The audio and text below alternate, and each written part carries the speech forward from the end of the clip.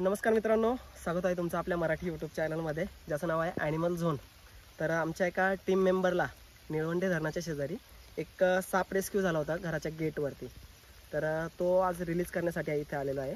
तुम्ही पाहू शकता माझ्या हातामध्ये हा जो आहे हा एक बांबू पीट वायपर आहे, ज्यालाच आपल्या भागामध्ये हिरवा गोणस देखील म्हटलं जातं, किंवा काही भागांमध्ये याच सापाला पीट वायपर, बांबू पीट वायपर म्हटलं जातं. म्हणजे इंग्लिशमध्ये याला बांबू पीट वायपरच म्हणतात, पण आमच्या इथे याला चापडा देखील म्हणतात. तर हा जो साप आहे हा एक वायपर फॅमिलीमधला साप आहे आणि झाडावरती राहणारा साप आहे. तर हा जो साप आहे अगदी याच सापासारखा अजून एक साप आपल्या भागामध्ये आढळून येतो, तो म्हणजे गवत्या साप, ज्याला ग्रीन किल्ड बॅक म्हणतात. परंतु तो बिनविषारी वर्गातला साप आहे आणि हा जो आहे हा एक विषारी प्रजातीमधला साप आहे. तर तुम्हाला याला जवळून दाखवतो थोडंसं. त्याचं हेड जे आहे ते थोडंसं त्रिकोणी आहे, मान जी आहे एकदम बारीकशी आहे आणि त्याच्या पोटाच्या खालचा भाग जो आहे तो या ठिकाणी तुम्हाला दिसत असेल की पिवळसर आहे.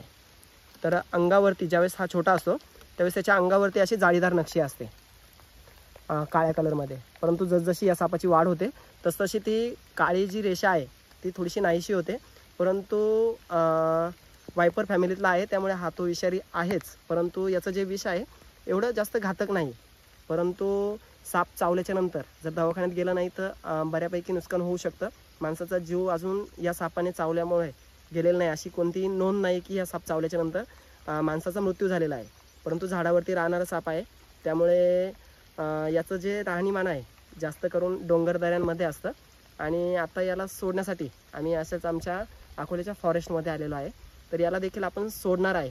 तर अशा प्रकारचे साप तुम्हाला जर दिसून आले तर आमच्या ॲनिमल झोन या यूट्यूब चॅनलशी तुम्ही संपर्क करू शकता. आणि व्हिडिओ बघून कोणीही साप पकडणार नाही अशी अपेक्षा करतो. साप पकडण्यासाठी सापाबद्दलची संपूर्ण माहिती असणे गरजेचं असतं. कोणता साप विषारी कोणता बिनविषारी याचं जर नॉलेज नसेल तर साप पकडताना आपल्याला धोका देखील होऊ शकतो. तर व्हिडिओ बघून कोणी आमच्या सारखे साप पकडणार नाही अशी अपेक्षा करतो. आणि हा जो साप आहे याला देखील आपण या ठिकाणी लगेच रिलीज करतो. जर अशा सापांबद्दलच्या व्हिडिओ तुम्हाला जाणून घ्यायचे असतील तर आमच्या ॲनिमल झोन या यूट्यूब चॅनलला सबस्क्राईब करायला विसरू नका. त्याचबरोबर ही जी व्हिडिओ आहे इतर लोकांपर्यंत देखील पोहोचवा, जेणेकरून सापांची माहिती त्यांना देखील भेटत चालेल. तर पहिले याला लगेच रिलीज करू आपण. तर आपल्यासोबत साप रिलीज करण्यासाठी आपल्या फॉरेस्ट डिपार्टमेंटचे अंकुशदादा काकड पण आहेत. त्यांच्या हस्ते आपण हा जो साप आहे तो निसर्गमुक्त करूया. Sir sir